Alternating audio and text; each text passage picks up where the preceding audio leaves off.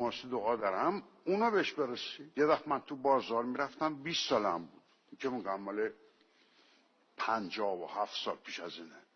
یه آقای بود رد میشد تو بازار سوار مرکب، بازار یا احترام بلاش قائل بودن، یعنی شکوم داشتن به این آقا سلام بکنن و اون روز براشون مبارک و میمون بود.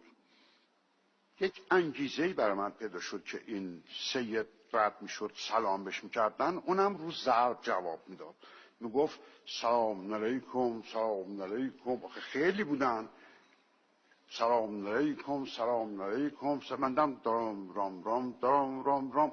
اینه گرفتم و اومدم تو خونه و این آهنگ تو مغزم اومد.